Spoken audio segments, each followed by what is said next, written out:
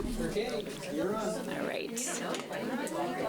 All right, I think we're good to get started. I want to welcome everybody to a discussion by the Vermont Tempest Collective. I'm Tristan Adey. I use she, her pronouns. I'm a member of the UVM Staff United Union and also a member of the Tempest Collective here. As you know, tonight's discussion is Resisting Transphobia, the Struggle for Trans Rights and Liberation Today. The reasons for this meeting should be obvious. The Trump administration has declared war, literally, on transgender people in a way that feels incredibly frightening and regressive, and in the context of attacks coming down from this administration on everybody, there's clearly no answer but solidarity. So we wanted to have a discussion in that spirit. I did want to start with a moment of silence to remember Leah Smith, who I feel like unfortunately embodies the consequences of the kinds of hateful and vicious attacks that are coming down from the Trump administration. This is a student at Middlebury College who took her life a few weeks ago. So I'd like everybody to reflect for a moment in silence in her memory.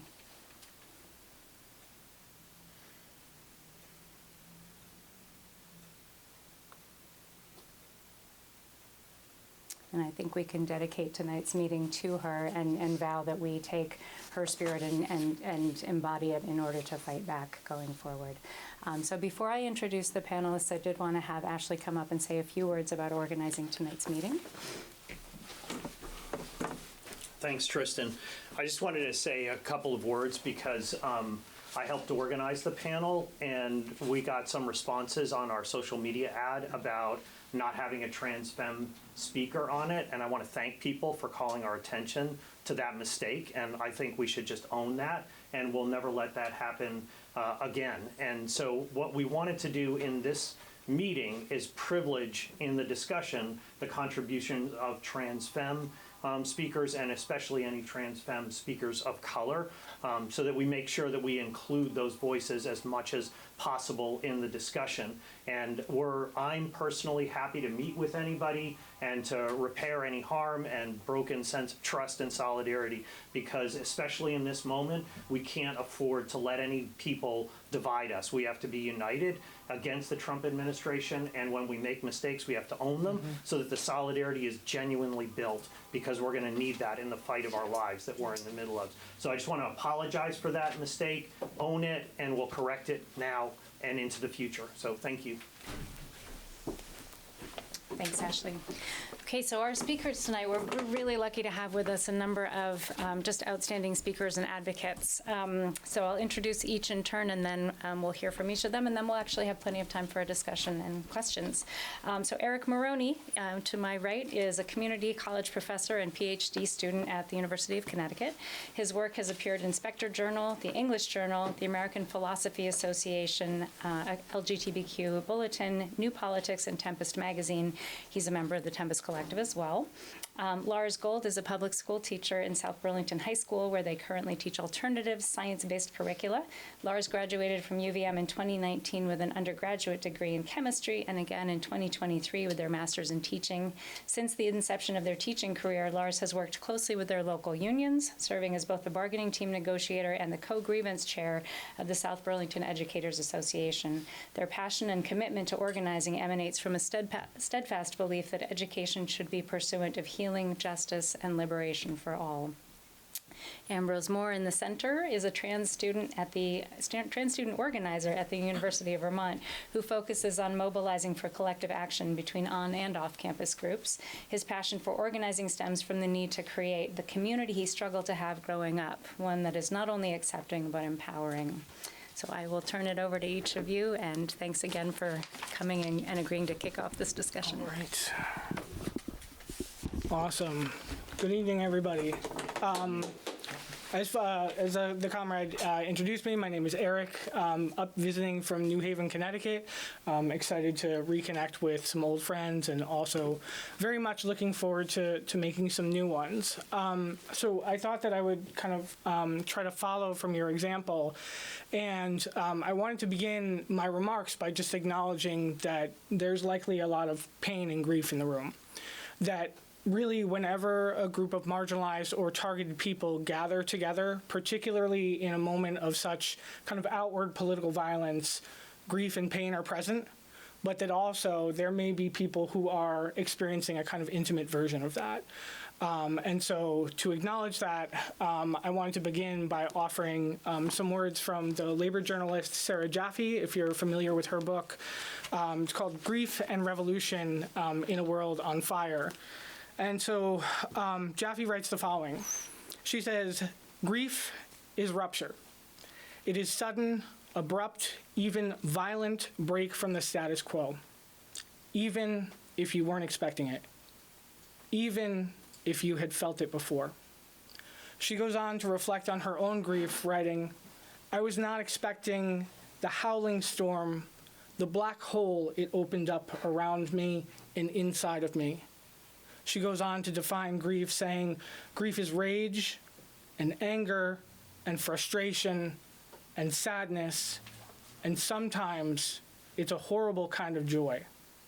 It is less an emotion than a state of being. It is being undone. It is a realization of one's own vulnerability." And so I would add, and Jaffe gets at this in the book too, that collective grief is also a sense of power, right?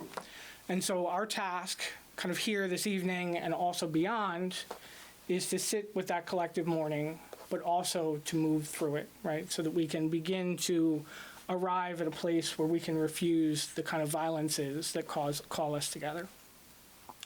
So with that said, and with the kind of time I have remaining, I want to make some observations that I think, well, I hope, will help us arrive at that refusal together. And so the first thing I want to say is that the violent authoritarian attack on queer, trans, gender nonconforming people is not a culture war, right? We know that. We need to absolutely reject that. Nor is it a simple backlash against a sort of progressive identity movement that is, quote, gone too far, too fast, as the first openly trans Congresswoman, Sarah McBride, suggested when she appeared on Ezra Klein's podcast earlier this year. Instead, we have to understand the attack on gender nonconforming and trans people as inextricably linked to the crises of capitalism. That we know we live under neoliberalism, right, the form of capitalism that we live under, a form that has, for a long time, favored deregulation, disinvestment in public goods, and an unfettered free market. But that this version, or capitalism in general, but this specific version is no longer working, right? And there is agreement, not only amongst working people, but from the elite as well, right? It's no longer working. That since the Great Recession, 2008, global capital has struggled with slow and low growth. And that this was only exacerbated by the COVID-19 shutdowns, which first, we all know, resulted in economic downturn, followed by inflation that we're still trying to get our arms around. Although Trump will tell you that everything is wonderful, it's the greatest economy that ever existed. So just for a little context to try to illustrate and tease this out a bit more, if we look at the 17 years since the 2007-2008 recession, U.S. GDP has remained below 3% in all but 2 of those years, most often hovering around 2%, in some cases near 0. In contrast, if we look at the years between 1961 to 2007, U.S. GDP was at or above 3% for 30 of those years, oftentimes around 5%, and record number in 1984, I think 7.4%. That level of profitability and growth is no longer sustainable, right? And there's reasons that I don't have time to get into, but perhaps people can take that up in conversation. Importantly for us, however, the Democrats seemingly have no solution for the political and social crises that have been wrought by this economic instability. However, on the other hand, Trump and the MAGA Republicans have offered a kind of neoliberalism on steroids, right? They're pairing severe neoliberal domestic policy with authoritarianism and repression. And the recent attacks on healthcare and SNAP benefits, I think, illustrate this very well. Trumpism seeks to withdraw from what remains of the welfare state, redirecting tax dollars towards military spending, border patrol, and further deregulating the economy in effort to restore profitability. However, and this is important, that the dismantling of public goods and entitlements is not automatic, that it requires both brute force, right, and we can think about the images of the violent ICE raids coming out of places like Chicago and elsewhere. It also requires a kind of ideological cover. That is the sorting of whole groups of people into the deserving and into the disposable. And according to this right-wing logic, trans people are absolutely among the disposable. That our quote-unquote fraudulent efforts to gain access to public goods, things like education and healthcare, serve as a wholesale justification to further deregulate and disinvest and gatekeep, right, which harms the class as a whole. If you saw it last week, I think there's no better example of this than the USDA website, okay? In the middle of the SNAP crisis, where Trump was using food stamps as a weapon to try to reopen the government, splashed across the website banner, and I kid you not, splashed across the website banner of the USDA said the following, quote, "We're approaching an inflection point for Senate Democrats. We can either continue to hold out for health care for quote-unquote illegal immigrants and quote-unquote gender mutilation, or we can reopen the government so that mothers, babies, and the most vulnerable among us can receive critical nutrition assistance." The rhetorical conceit, similar to Reagan's use of the welfare queen, right? It's a statement that positions trans people and undocumented people as both dishonest and undeserving, standing in the way of the patriotic citizens' access to legitimate and necessary care. So the attack on gender nonconforming and trans people fundamentally about disciplining ordinary people into accepting less investment and also greater exploitation. That restoring profitability to this system requires, yes, a stagnation and reduction in wages, but it also requires that the employer class invest less in the reproduction of working people, invest less in healthcare, invest less in education, invest less in infrastructures of care more broadly. But just because these care infrastructures are anemic, thin, hollowed out, doesn't mean that the need for care does not exist. Even if the state refuses to fund healthcare, people will still get sick. If we refuse to fund education, children and adults will still need to learn. And the group that is responsible, most often responsible, for carrying out this labor will continue to be women, cisgendered women, and feminized people. And I would argue, and perhaps we'll take this up in conversation, that whether you are trans feminine or trans masculine, our society feminizes you and feminizes your labor. So in this way, the attacks on trans and gender nonconforming people are also very much about shoring up the borders around womanhood so as to reconstitute or to stabilize gender divisions of labor, the exploitation that capital has always relied upon.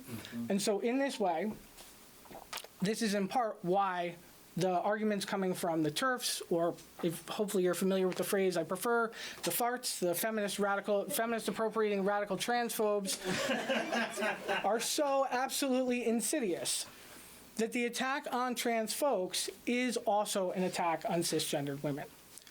Let's remember that during the COVID shutdown, we all experienced a kind of almost like a Keynesian experience. All of a sudden, there's money. There's money to invest in families. Not all families, but some families.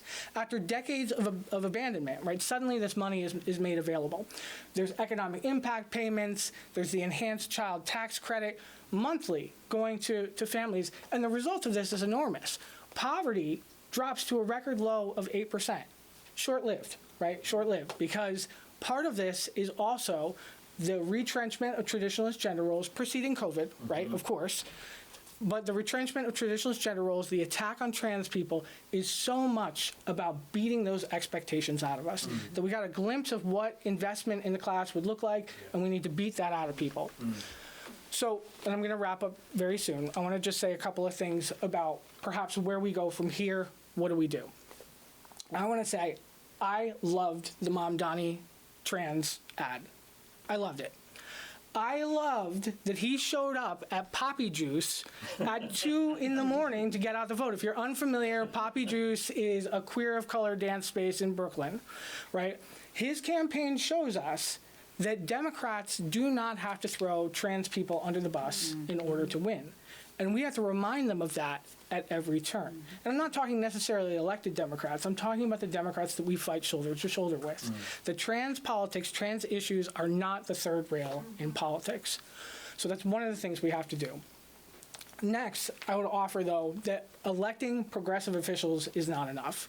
I also argue that working within the Democratic Party is oftentimes a distraction, if not a diversion, from real material resources that we need to be investing in movement building. We have to remember that the attack on trans people is not merely ideological, it's also material. And winning material victories is going to, alongside the cultural ones. We have to win material victories alongside the cultural ones, but that's going to take enormous effort and enormous resources. One that requires trans folks and cis folks to fight side by side in order to address the crises of capitalism in our schools, in our workplaces, and beyond. Also, just a few more sentences here. I think it's imperative that we tie the attack on trans folks to the crises of capitalism more broadly, that we emphasize the relationship between the attacks on trans people and the attacks on social provisioning or public goods, but also, and this is so important to get the balance right, that we also attend to the unique violences that trans people experience while also uplifting and celebrating trans lives. I'll stop there. Thank you.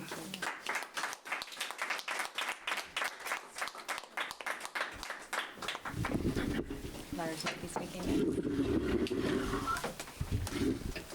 Okay, I'm gonna hope that is close enough to me. Eric, thank you for your opening remarks. That was very well rehearsed. You can expect no such thing from me. I'm a high school teacher. I tend to, study improv on the side as well. I think I want to start with holding more space for the fact that there's not trans femme representation here. So I'm prepared to yield my time for anyone that would like to speak and could frame that perspective here and now. That's a large and spontaneous ask. I recognize that, but please know that the space is yours. As a high school teacher, I also am primarily dealing in matters of rupture and repair, right? I'm not a teacher of content so much as a facilitator of social interaction. I'm there to model for them what it looks like to be a human being that has a capacity to learn, which is an innate state of being within all of us. It is also my charge as a trans person to represent to them in their day-to-day life an experience that may mirror their own. And if it doesn't, an experience that deserves to be mingled with and cherished and learned from. It is not a mystery to us in this room that education has long been a tool for ideological indoctrination. One of Vermont's shortcomings is its hubris around this matter, thinking itself to be immune from these effects. I suppose I could highlight for you in this moment, right, a few instances that suggest that Vermont is not willing to stand up for its transgender students. So we have recently come into having a Secretary of Education, Zoe Saunders, who has been relocated from Florida, where she worked for Broward County School District, serving in a role that was basically that of agent of school closure and consolidation. Since then, she has brought forth the same manifest to our state and has publicly admitted to be willing to engage with the Trump administration with regards to their disseminating anti-trans content. There was a probe earlier this year that asked schools to sign on to compliance with the Trump definition of DEI or, seek losing support under the Title VI domain. Okay. It took us, I have to be so close about, I can't say any cuss words on TV. I don't know. What is it, the George Carlin? What is the 13? I don't know. Anyway, so the point being that it took our Attorney General and the Agency of Education way too long to shut down that probe, right? One that was legally faulty from the get. Yeah. It took too much convincing, right? They continued to make these, employ these ideological structure tests, right? They then went after us again and said, well, if you don't pull gender-based content from your curricula, particularly in the domains of like health and sexual education, then you will lose funding. Okay. The Vermont education system is very sensitive to funding at the moment. We don't have enough of it, okay? And we're currently in the process of attempting to renegotiate how money is spent on public education in the state, right, with Act 73, which is not a good job, okay? That was done with haste, and it represents another faulty attempt by the legislature to repair a broken funding formula.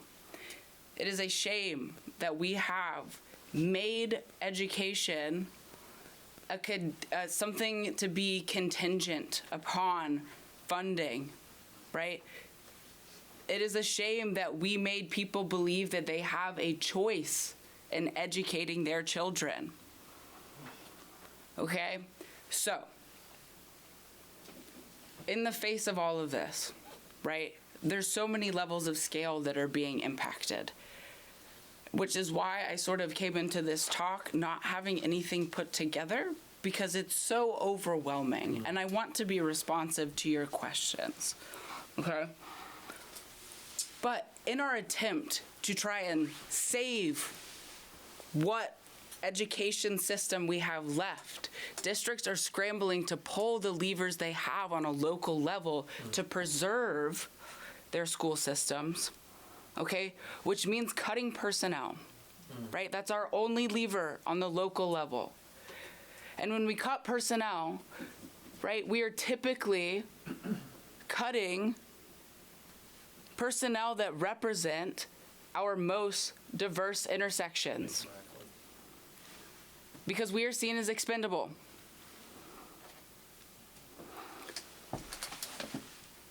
And that perpetuates harm, because then my students don't interact with people like me, or my black coworkers, or my disabled coworkers, and they are again alienated from their right to an emancipatory education.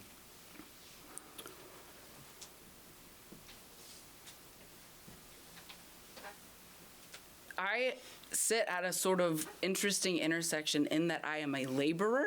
Like, I'm a child care laborer, which I think more high school teachers would be better off sort of seeing themselves in, right? Like, the reality is that we're in the business of caretaking human beings, right, at a very, very vulnerable and impressionable part of their lives.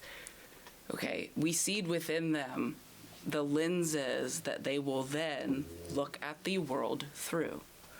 Okay? I mean, that is sacred. That's sacred.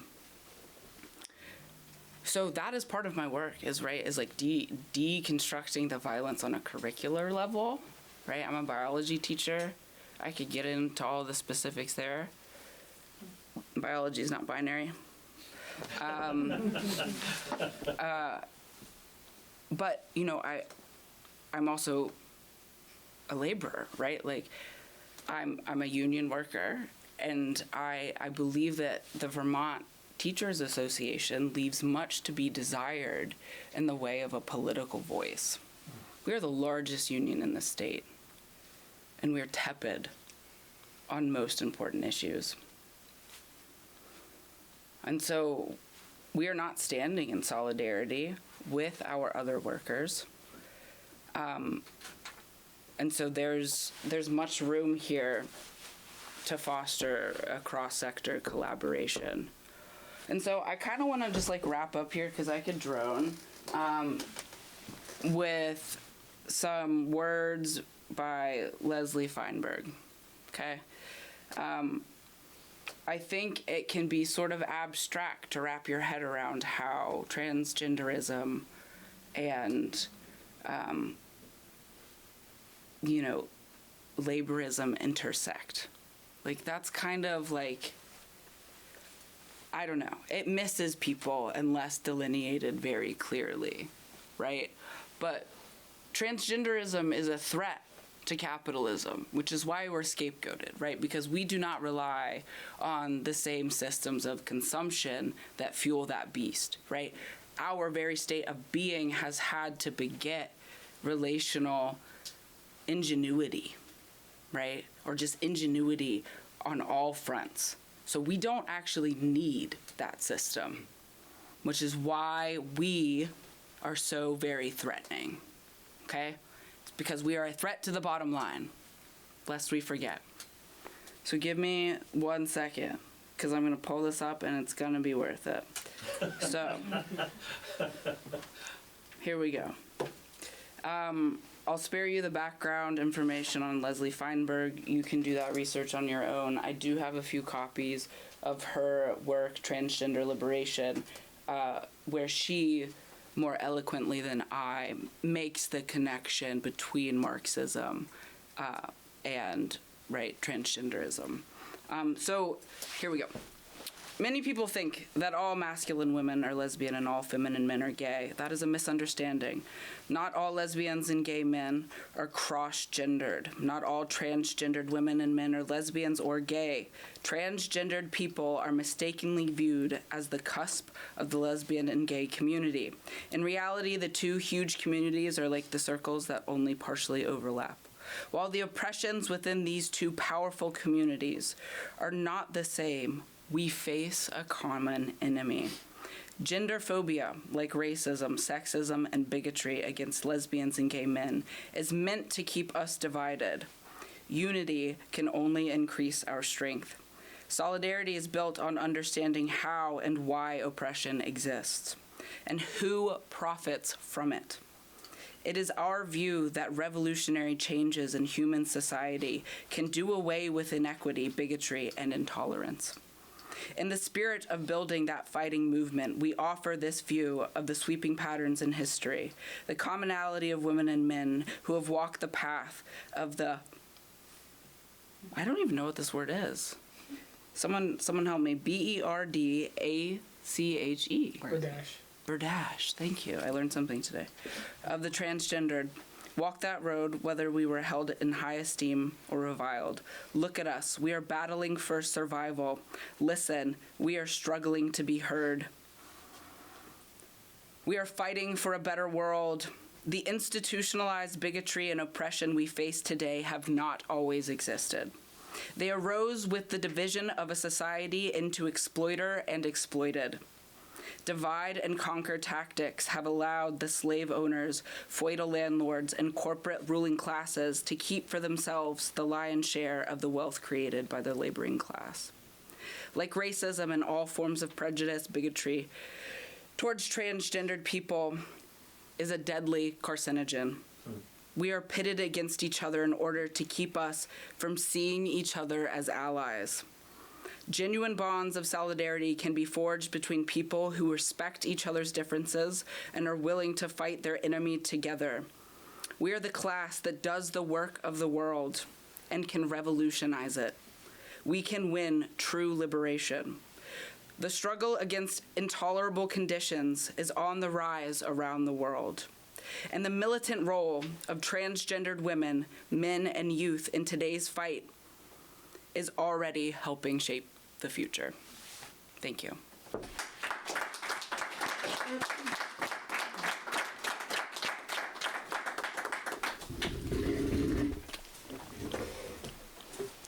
Well, now I feel bad for going last because these two are great and I feel inexperienced. Okay.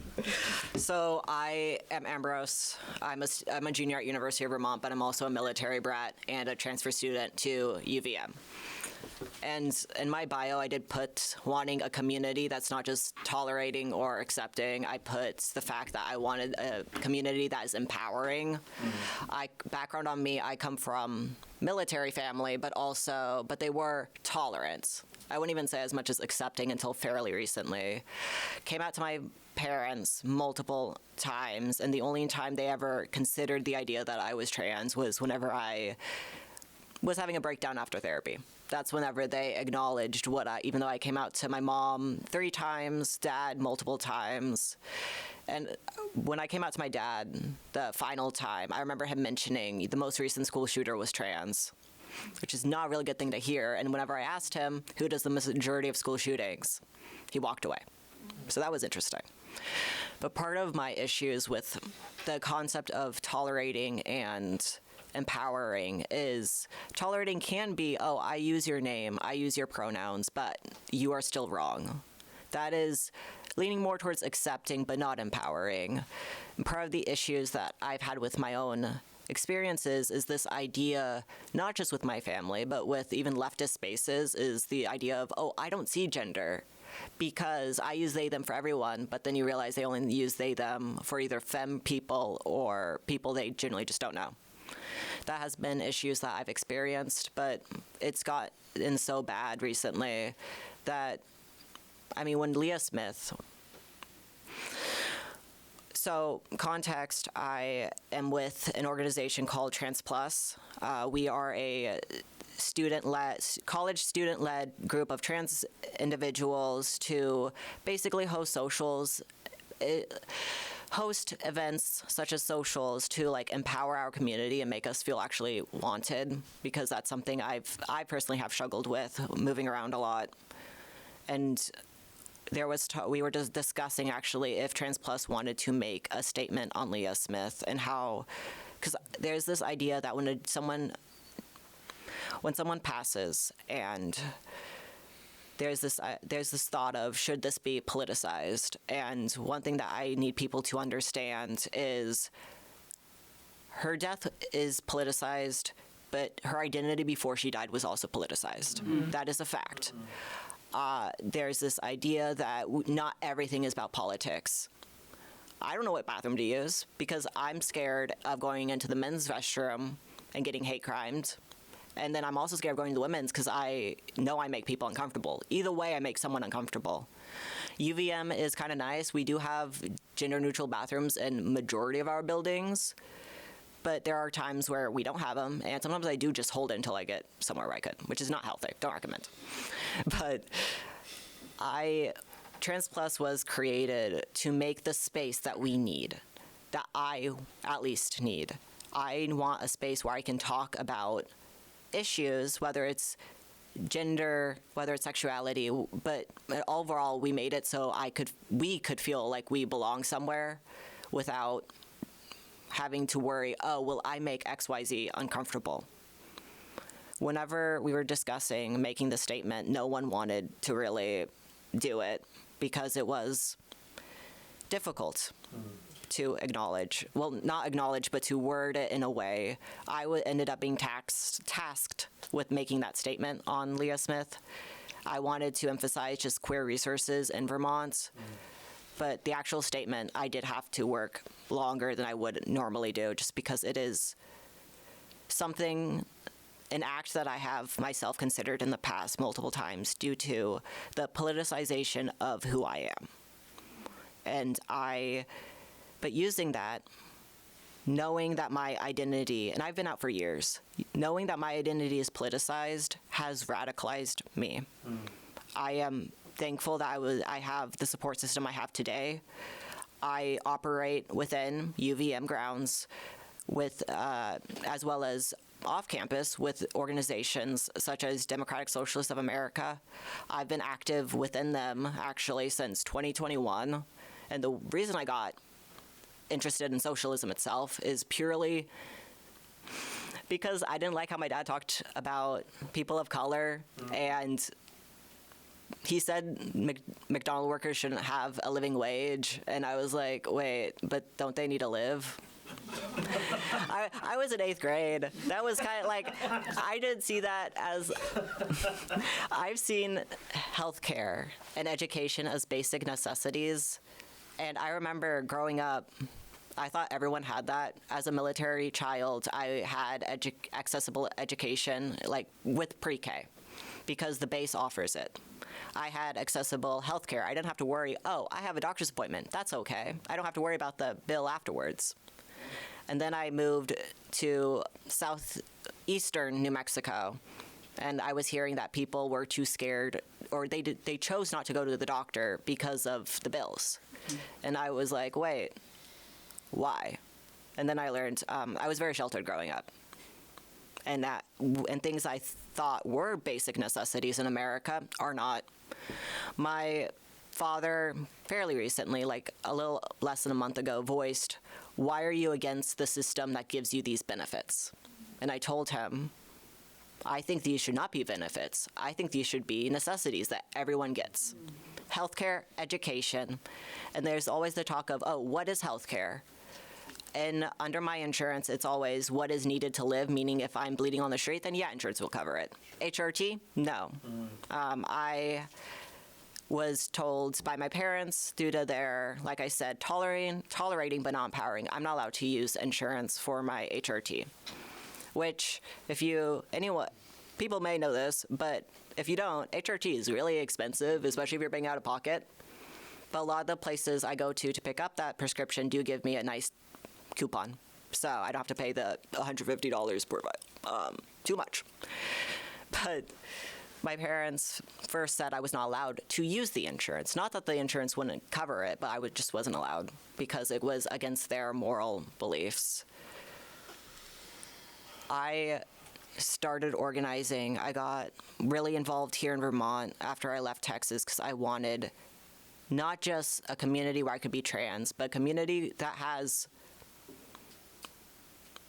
movements in terms of we are progressing towards a place where we don't have to worry about people going hungry, people living on the street.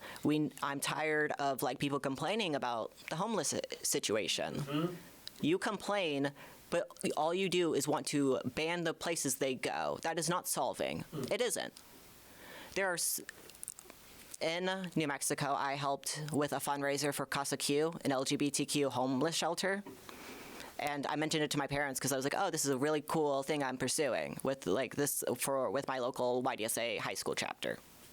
Well, my dad asked what if there was a cis, straight homeless shelter that only had cis, straight people? And I told him, are people getting kicked out for being cis or straight? Also, technically, they cannot turn people away at the homeless shelter. It is just catered towards them. But he did not like that idea of having a place that is protecting people who were turned away because of who they are. Everything's politicized these days. I cannot stress that enough. And earlier this fall, Trump pushed universities to sign a compact, which would give them federal benefits, money, and all the university had to do is sign a compact that says, we will teach what the federal government values and prioritize that. That is, he's already stepping into fascism, but that is a step very far into fascism. Trying to buy our universities. Well, yes, UVM did not sign or was not asked to sign that compact. UVM still does nothing. We have no safety right now. UVM's administration wants to be throw their hands in the way and be like, well, we have been attacked, so we're just going to keep quiet. They do not want to defend us until we are attacked. While UVM does offer HRT through their student health insurance, my parents said no to that as well, so that's cool. Yeah, but there is a concern being voiced within my circles of, will the student health insurance take away my HRT? And when these concerns are raised to administration, they still were like, well, if we're quiet, maybe we'll get by. If you do not have policies codified, whether that is protecting our queer or trans community, whether that is protecting students of color, students who are immigrants, international students, there are no codified policies right now. There isn't, because the university wants to be as quiet as possible. But what happens when my friends get stopped at the border and get sent back to where they're from? What happens when my friends get detained by ICE? I have a friend in New Hampshire whose family member was detained by ICE. What happens at the ICE facilities? Who knows? They don't want to tell us. They don't want to acknowledge what is being done, the inhumane treatments. I know folks, like I said, in New Hampshire, who have family members who are detained. I know Migrant Justice has made multiple initiatives because of so many farm workers and so many workers in general, people who are getting detained by ICE. I want policies. I want them codified. I don't want like simple in passing, like, oh yeah, we support you. Actions will always speak louder than words. These liberal institutions want to only get defensive after they are attacked. That will be our downfall. I want a space to be able to be safe, whether that's going to the bathroom, walking down the street, not just if you're queer or trans, but if you're a person of color, if you're an immigrant. I don't think waiting to be attacked is a good idea. I mean, should be inherently. I want there to be attention. I want policies to be codified across the board. Waiting till you are attacked you will be the loser in that situation. Stop being quiet. And I mean, I'm directing this one at University of Vermont. Stop being quiet. Codify and protect your fucking community. Thank you.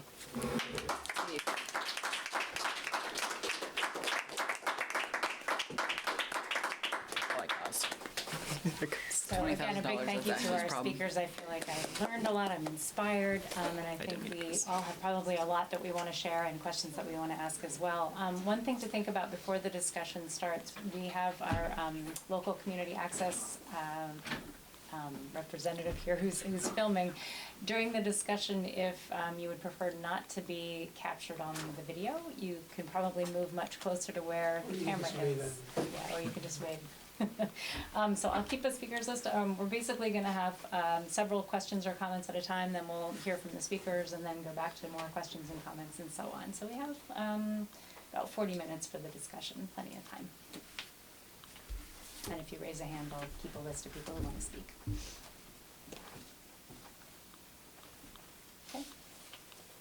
Okay.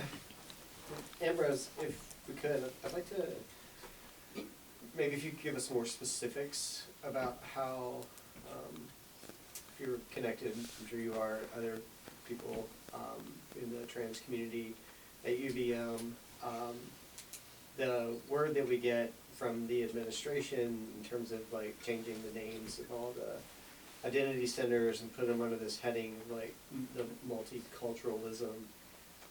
And I just actually heard a presentation by the director of that office, who said that, you know, the kids in the trans community are fine with it. There's no issue anymore. That there was some uproar at the beginning. People were uncomfortable with the change. They didn't understand where it was coming from. But now that they've gotten more information, they are okay with it. And I just would like to know if you see it that way. Like how do you feel about that? Can I have a direct comment or do I wait? Okay, so less than a week ago, me and two other trans individuals were actually talking about this, on how we still are upset it is just, we called attention to it whenever it initially happened, whenever they merged PRISM, our former LGBTQ resource center, under the Multicultural Center now, I guess is what it's called. That happened technically over the summer. Students were actually, the majority of students weren't here. There was uproar, but I would like to acknowledge that, again, the university did nothing, so students are fighting these fights, trying to advocate for ourselves. The university is making it seem like it's a waste of our time because they will refuse to listen to us. That is what's going on. We are not comfortable. University just doesn't want to listen to us, and that is, renaming it isn't as big of a deal in terms of they still do provide the resources, but we are being super cautious. We are keeping an eye because this is a step to do more than just that. It is merging them is a step towards getting rid of them completely. It is a step towards it's like a baby step, like, oh, let's see what we can get now, and then eventually we'll go bigger. Yeah. So right now it's just university doesn't want to listen to us because they didn't the first time. They didn't listen to us. We need to pick our fights, and we're trying to be strategic about it. But we are also uncomfortable still. Other thoughts, hands, questions?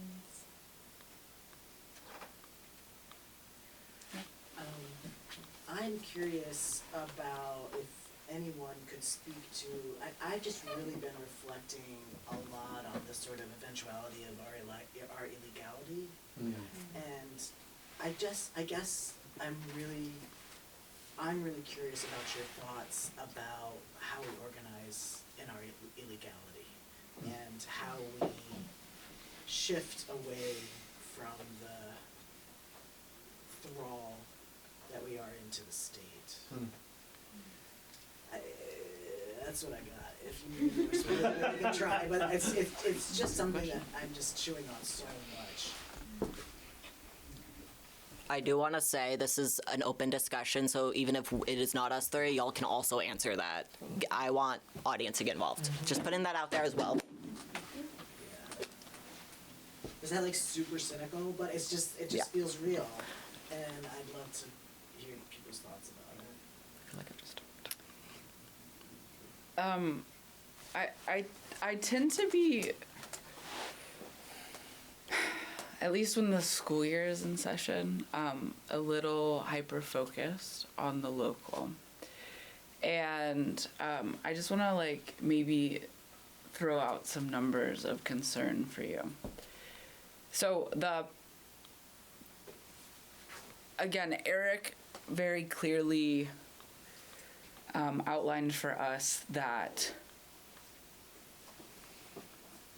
protecting our vulnerable populations is at odds with capital acquisition. That's the fight we're in. So the way that I see it play out in my sphere of education, right, is that we have a primary funding base that is dependent on property taxes. That is problematic for a variety of reasons. One, the state doesn't have a complete census of secondary and tertiary home ownership, so they cannot differentially tax them. That's hilarious. Two, it's not income sensitive enough. Yep. Right? So, It's regressive. yeah. So, budgets do reflect values, right? Okay. So schools need to be crafting budgets that protect resources that are utilized by marginalized students. But they're not crafting budgets that do that. There's a unique opportunity here for public participation in school budget crafting and school budget passing. Your school budget is put to vote every year. And, not to the same degree that we see things like municipal budgets. School budgets are failing more and more each year. So the reason that is also scary is the voter turnout is poor. Minuscule. So we have 18,000 plus registered voters in South Burlington, and our school budget was decided by less than 4,000 people. A $76 million budget was passed on the third try by like a margin of less than 100 votes. So I'm telling you right now, like, it's a room full of people that are deciding, like, straight up in this state, like, just like a, like, disgruntled, like, if you get like 76 disgruntled enough people on like town meeting day, that budget's gonna fail, and that means like our last black guidance counselor is gone. Yeah. And like the sort of snowball of harm thereafter is hard to calculate. But when that keeps happening, when they keep just like siphoning away, like chiseling away our resources year after year after year, it's becoming more and more obvious what they're attempting to shape the public school system here into, as like a large scale dissemination tool. That's why they want to consolidate all of us. That's why they want to do away with collective bargaining, right? Like, this is another power grab, okay? So we have to turn more people out for school budget votes, okay? And we also have to like stick it to Act 73. Schools need to preferentially opt not to consolidate, right? Because there was just a commission put together to try and redraw the maps, right? And the commission basically failed to report and was like, this will be detrimental to the education system at large. Okay, so like there are like really hyper local things that we can do. Another one is we got to start shelling out the money. We have got to start being more careful about what we invest in. And that takes work, and you all are positioned well to do that work. Do it. It's hard, but we have to be funding, right, the livelihoods of our trans siblings through mutual aid endeavors. Okay, these are like sort of my hyper local thoughts, and so I'll turn it over to maybe some, again, different levels of scale here. Yeah, I like that question, man. I like the focus on resources, because I think that we're talking about the expansion of, an impending expansion of illegality on trans. There already is there's already plenty, even within Vermont, right? When you go into DOC, your PO or judge decides whether you're allowed to go into a prison or go into a facility that matches your gender identity. The decision is on you. It's for the safety of the facility. Will you feel threatening towards the COs and inmates there? And if you have enough money with increased SNAP benefits to pay for increased healthcare premiums in order to remain trans, the cost of being trans is very high, and it's always been for poor queer people, being trans is a privilege.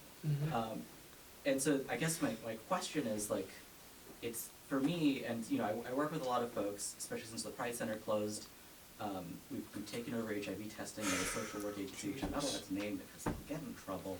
But but what I've heard from folks who are both on the precipice of being failed workers and failed human beings, discarded human beings, bodies are no good, all wrong gender, and all wrong as workers, unemployed. They're not fit to work, disability here and there. They're not making enough money to afford rent, so then they can't afford clothes, so then they can't keep a job. These failures of people that the system wants to convince us exist, who are, I think, very convinced that their liberation is something that's on the precipice.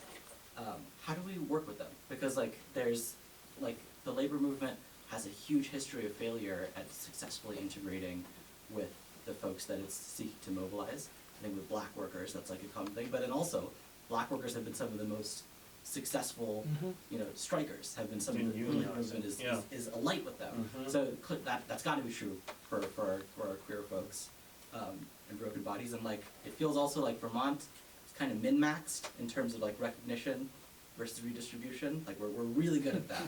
So just partially in my head, I know that at union meetings, I could see in Vermont, even in the most conservative unions, that maybe pronouns are being respected. But I doubt that that is actually what leads to the meaningful integration of queerness as a wedge issue in union fights and for just for the rank and file workers in general. So I guess like what is the thing that lets us lead queerness into the union space and also just into the worker space? Yeah, I think that, Vivon, that's really an important question, and I was partially thinking about the question that you raised, and I think what the beginning of it is just analytically understanding how directly connected the billionaire clique in the White House is to a gendered class war, and we have to put all of that together. Think about their obsession is to privatize and deregulate absolutely everything and do what? Put it all on the shoulders of private individuals and especially the family to take care of all the social provisioning, healthcare, education, social services, everything that they want to abolish. They want to abolish all that stuff. State programs, and put that on the shoulders of the family. And that's where the nexus of trans oppression gets ramped up and women's oppression gets ramped up. Because who's going to be doing all that social provisioning is the privatized nuclear family with clear gender roles. Men, women, 2 kids, a yard, that's their fantasy at odds with the reality of what people live. And so what that does is help explain why the attack on trans people is an attack on the entire working class and what's left of our social provisioning, healthcare, education, etc. And I think what Eric gave as an example of that USDA totally summarizes that in bullet point form, how the gendered class war is being carried out. And I think the stuff that VSWU, the Vermont School Workers United, has done is an example of exactly what we need to do, which is to organize the ranks of trade unionists around demands of oppression.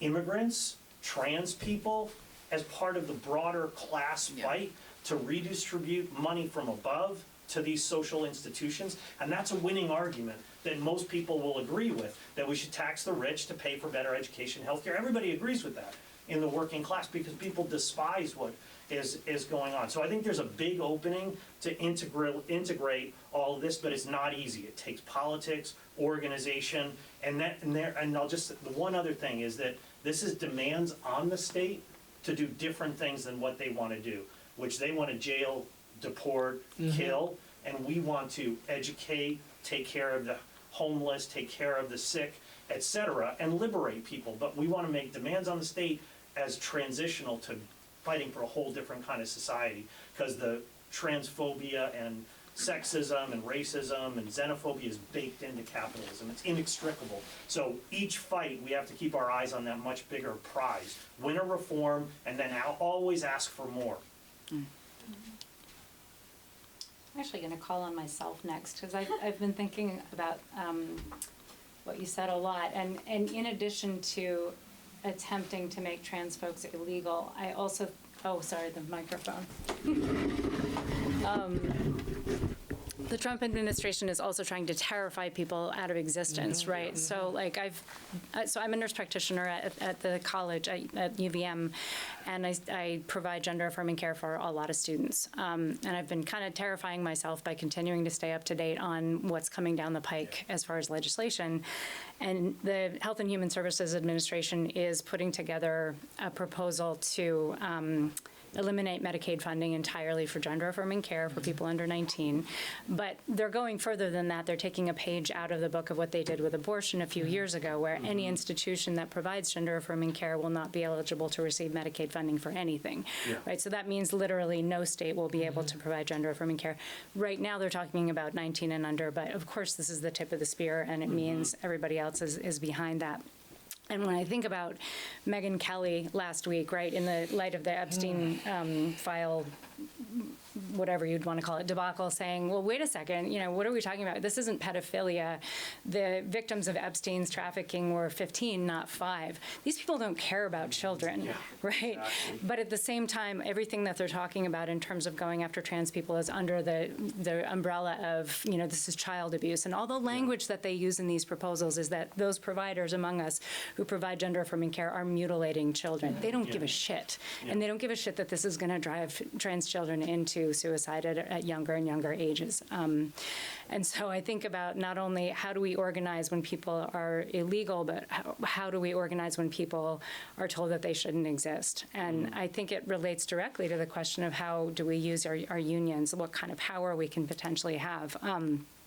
So my union is Staff United at UVM, and one of the first things we did when the Prism Center changes were coming is we organized a protest outside of their luncheon during the summer. And if they really think that the students don't care that this is happening, then why did they do it in the summer, right? Exactly. The timing was really important. Yeah.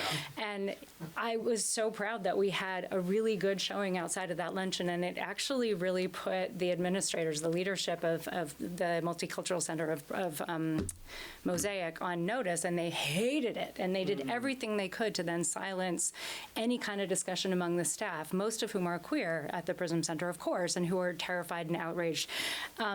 And so the union's been actually meeting with those staff members on a really regular basis to talk about what it is that we can do. And for a while, it was moving towards, like, we need protest, we need to ally with the students.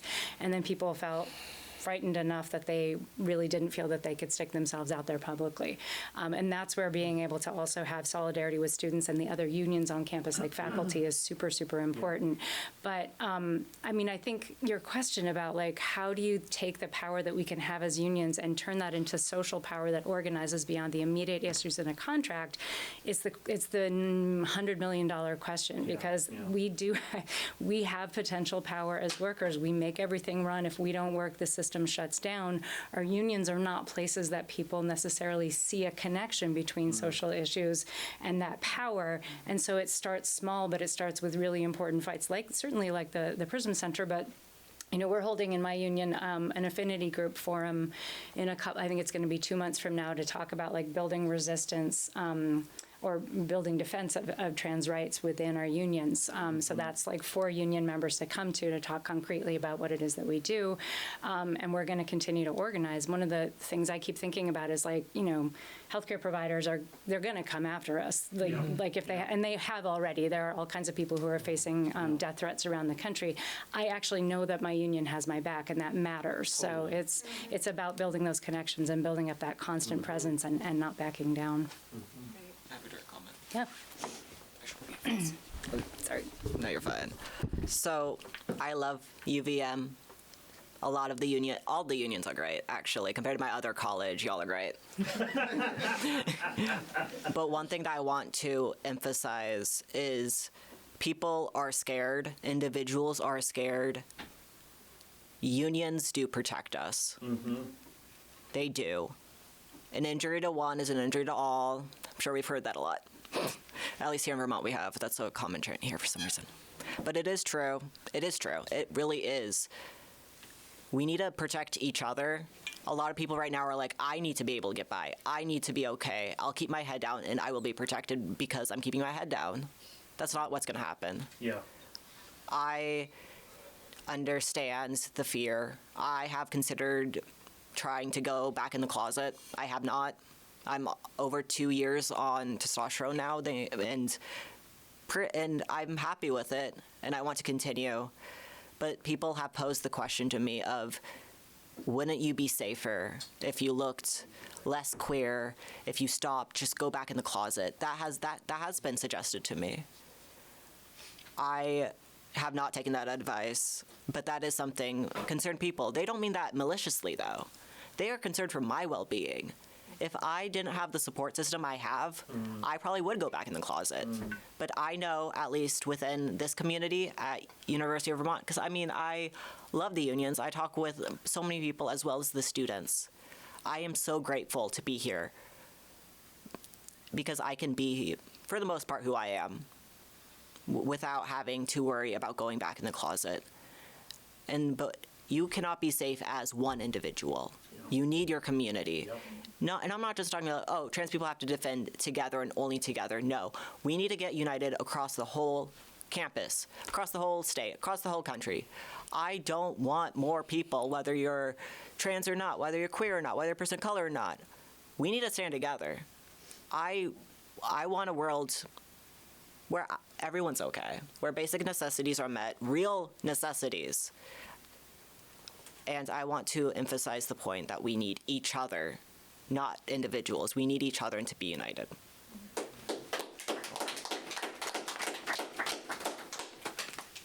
Lots of time for questions and comments.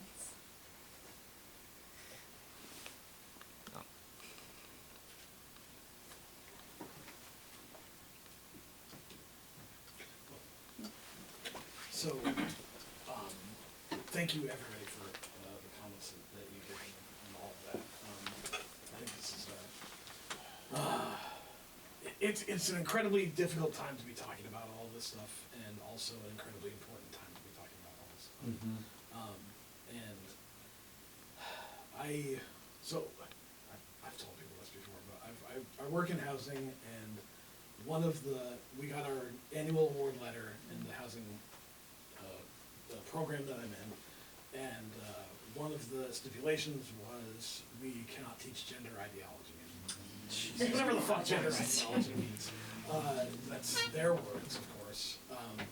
There was just another thing that passed that is turning those executive orders into policy from HUD, which is how executive orders work, and that's, like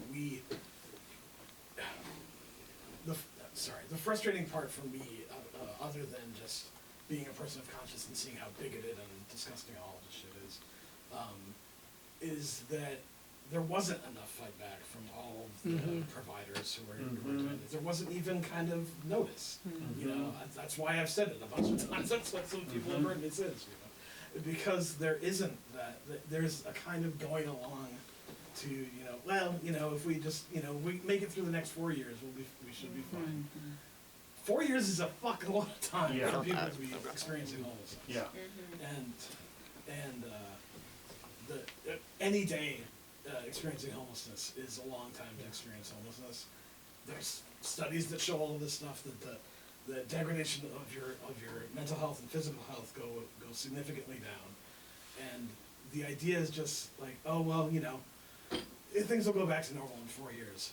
They're not gonna do that. Yeah, that's and right. it's an incredibly callous way to look at the shit. And I think what you said, Ambrose, is touching, and it's like we can't go back in the closet for anything. Yeah.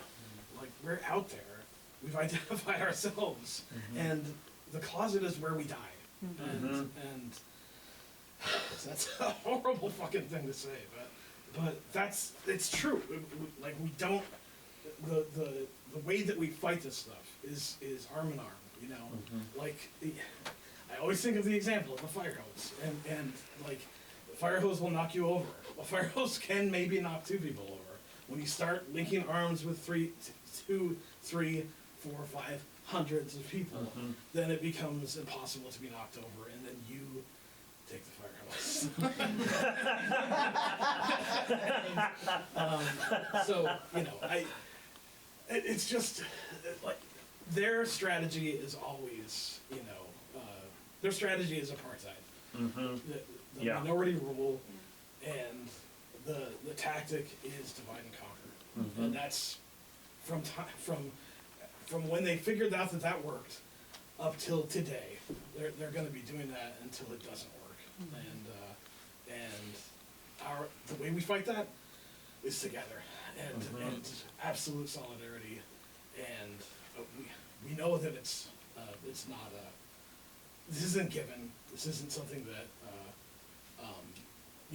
is just.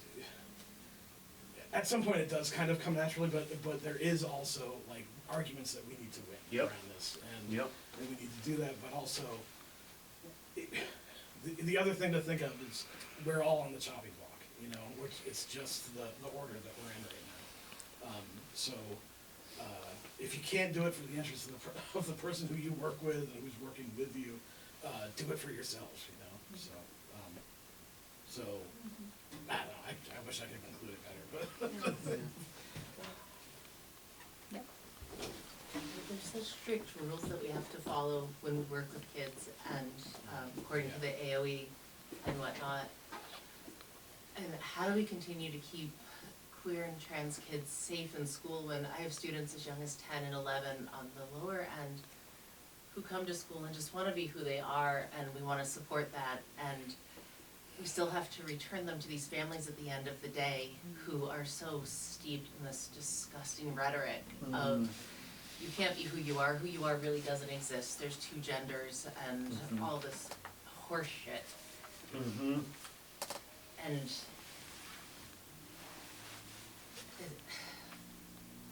we're not even supposed to call them when we write home by the name that they want to be identified as, and I have to keep a list of the name I have to call them when I talk to mom and dad, and I can keep it straight to an extent, but God forbid I slip up, and what have I just done to this child? You know, this is what we struggle with. You know, how we're all doing our best, but how do we continue to show up for these babies every single day and not accidentally make their life worse? Yeah, go ahead. Yeah, I resonate strongly with that, and I think I want to acknowledge the space for it, right? Migrant justice's space. Yeah. The people who know a good amount about what it means to be people. Exactly. And undocumented folks, like, if you talk to most compas who are very involved with Milk with Dignity, they have some of the strongest worker solidarity Absolutely of right. any workers. And that's extols the virtue of building political independence, and in this case, kind of social, cultural independence. And I think it's a similar thing of you know, when I experienced sexual assault as a teen, I didn't seek the sources of power or my family for support. I found it in solidarity with others. And the sociocultural independence of the queer movement is what has propelled it forward. We wouldn't be where we are as queer people if we didn't find the opportunity to build that solidarity in the last 20, 40, 100,000 years. And so, you know, looking forward, I guess, you know, that's easy to say. That's a really tough situation you're in, and I think any educator or people who work with kids have that task ahead of them. But I guess that, you know, for folks on the panel or in the room who work with individuals who are seeking solidarity, there's some bone in them knows that if they had an independent place where they existed in solidarity, they wouldn't need to beg the system for scraps. They would need to beg the system for acceptance. Fuck acceptance. I'm sorry. I don't know if that was a rule or Good luck, Charlie. The question is We're up to what is the thing that changes people from a mindset of fear into a mindset of seeking solidarity? Because I think it's so easy to talk to somebody who's seeking solidarity and guide them into finding it with each other. But when somebody's talking from a place of fear, and children are children who have shown incredible solidarity, but shouldn't have to. How do you? What's the thing that the magic words that you say as an organizer or somebody who works with kids or somebody who works with students that really clicks with people's brains in terms of turning on that fight or flight that we need right now? I can't speak to educator because I do not work with kids, and I don't really think I could because I get impatient. But I have spoken with folks who are scared and want resources and want to be in solidarity with people, but they are scared. One thing that I've seen is supplying resources just in general, like having a list of, mental health resources, mutual aid efforts like giving food, blankets, even fundraising. Little things like that makes them more likely to come into a community that will help them. I would like someone to talk about the children one, please, because I do want to hear that as I have siblings and little cousins. So. Yep, so before I call on you, Paul, we are getting close to time, so I'm going to take a last round of hands, and then we'll ask our speakers to share their final thoughts and close us out. Is that right? Okay.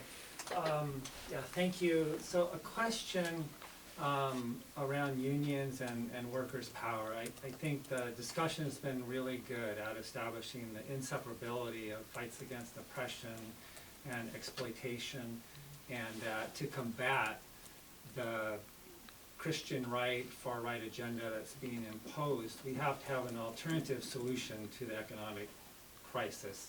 And that fundamentally depends on our ability to organize as workers in expanded infrastructures of resistance that can strike and demand an alternative. So I just wondered if, I know Ambrose, I'm not sure about all of your work in this, but I know Lars is an active member of what Ashley mentioned, Vermont School Workers United. And Eric, I know you have a lot of experience working in unions. Just wondering if you'd want to, like, Lars, like, to tell people about School Workers United and some of the work that you've been doing and how you're thinking about bringing these issues together. I think that would be really interesting. And the question for Eric is as well. Eric, you wanna go first? And actually, maybe before we do, let me just see if there's any last questions, and then we'll throw it back. And I did want to make 2 announcements before you close it out. One is Tempest is going to be holding a discussion 3 weeks from now about what is socialism from below, because people have talked a lot about what socialism is, why we need socialism, made reference to it, so this is a chance to really dive into what we mean by socialism. And then I also just wanted to put a plug out there for resources when it comes to providing gender-affirming care and hormones and surgery in particular. 100% agree that this should all be free. Cost should never be a barrier. That's the kind of society we're fighting for. In the here and now, right now, there are also organizations that are providing assistance, and I've compiled a list of those resources for students that I see, but if anyone's interested in those, I'm really happy to pass them on. Who wants to go first? They're both pointing at you. So, hold on one second. Okay. I just want to make sure I get my thoughts together. Okay. Paul, awesome question. I'm going to try to connect that to the 2 folks over here who are asking about how we deal with children and how we deal with the question of, like, illegality. I mean, like, these are enormous questions. I think that when we're thinking about the role of organized labor, it's also, right, how we find the people within our unions who we are in what are affinity groups with, we're in shared practicing space with, and we're sort of meeting out the concrete day-to-day, how do we reduce the harm as much as possible. That's kind of one register. The other register is a more outward one, and I think it's about who is our audience, who are we talking to. I'm not trying to convince Elon Musk, I'm not trying to convince Donald Trump, but my audience is other working people who may be confused, who I may disagree with today. Tomorrow, I hope I agree with them. But I think that the thing to say is people have very real grievances. Healthcare and education are 2 of those sites. I think often, anecdote, we all remember the murder of Brian Thompson, right? This is a month after Trump's re-election.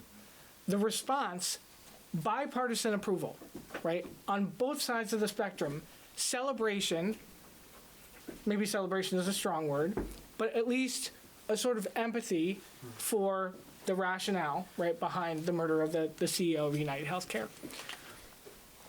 We have to ask how that kind of anger towards the healthcare system could coexist at the same time that there is a popular campaign to strip a small minority of people of healthcare altogether.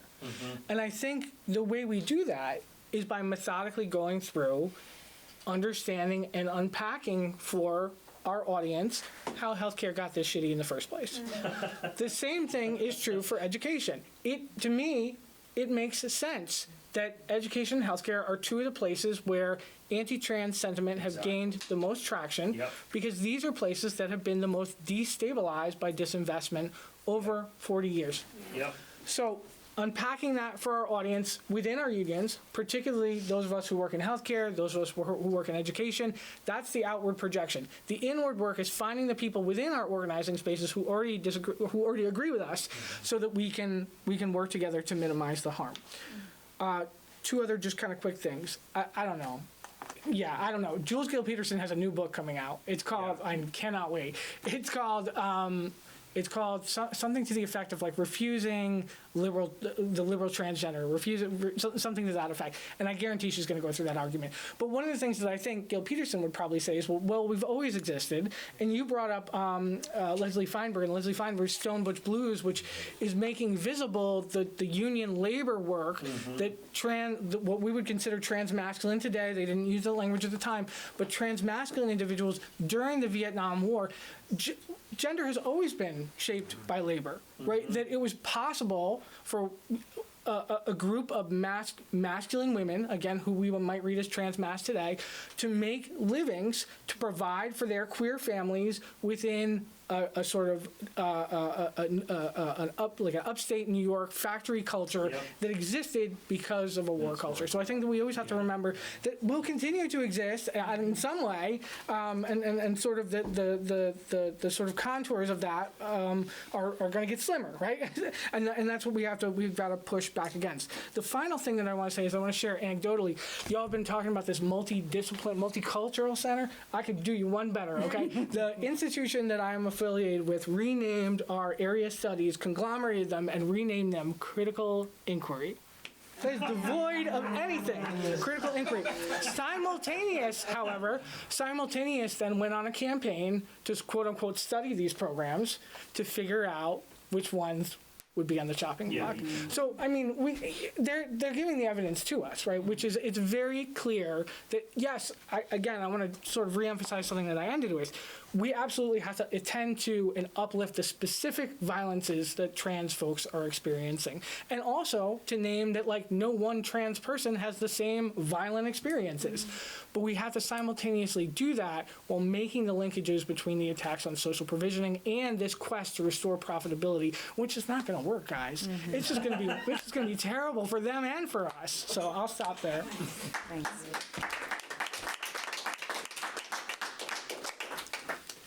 Who's next? Oh, it's okay. I spoke a lot. I like how you all volunteer each other. Well, the very nature of having someone come to a realization is like the quest of my role. Like, that's all I think about as an educator. And so how then do we get people to buy in, right? That is deep. That is deep shadow work for an individual to, like, really come to the precipice of being able to, like, surrender to the greater cause, right? Which is why we have to protect, like, we're at risk of perpetuating this through the generations, right? As, again, we see things like public school hacked apart. So I think the teachers' union has gone wrong in their abandonment of the rank and file. Yep. Period. The Vermont Teachers Association abandoned their rank and file. Don Tenney, I'm talking to you. Yeah, you know. They don't listen to us, and the local control is what is going to allow us to keep trans teachers in the classroom, and it is the thing that has made us see each other as disjointed from one another. Totally right. The Vermont Teachers Union is 13,000 members strong and doesn't move as a collective. And it, again, is this, like, neoliberal perspective of refraining from imposing a sort of ideological narrative onto their laborers, right? And how naive to think that we are not then being conditioned by other rhetoric. Like, what is this, a vacuum? No. It's planet Earth. Like, this is where I think Vermont School Workers United is, like, rallying at the moment. Is we're like, hey, Vermont NEA, you abandoned your rank and file. Here's what we're going to do about it. Yep. And so, you know, there's a lot of arguments about what the most effective campaigns are therein in terms of whipping up the rank and file. That's like, I really don't think the question is like how, okay, it is how do we get people on board, but it's not like, do they want to? We want to. Like, we are human beings. We want to do this. Like, we do. We are working against a conditioning that is so fucking rampant. I mean, you cannot, like, it is so hard to deprogram yourself and pull away from this propaganda, right? So it is returning the voice to the rank and file. Like, that is where we have to go. And I think this has been done well by other locals in the healthcare sector. And, you know, that's another thing Vermont School Workers United is looking to do, is build more crosstalk, because the largest expenditure in public education is, guess what? Healthcare. There we go. So, like, this is where we have to go. It is not pushing decisions or like guiding legislative decisions with the Vermont NEA Executive Board. It's with the rank and file. Yeah, they need to be bringing forth.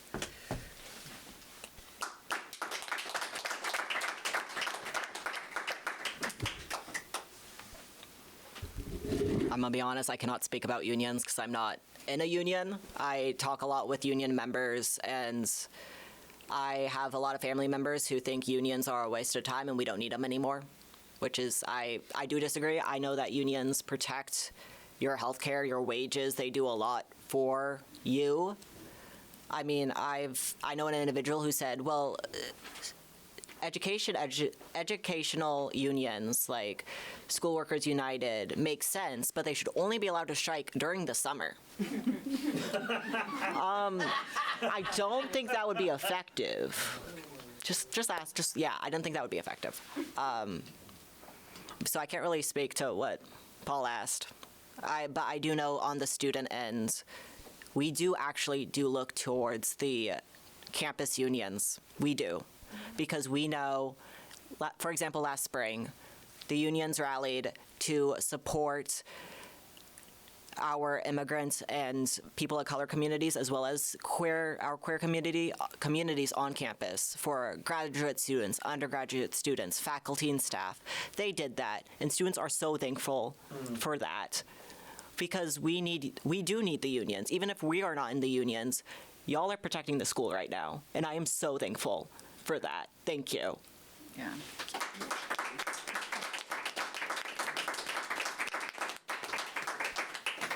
All right, so I think we're actually going to go chat some more for anyone who has time. Out at Flatbread, we usually go up and get some pizza and beer after this, or water or other things. But yeah, thanks very much for coming, and clearly there's a lot of work we still need to be doing.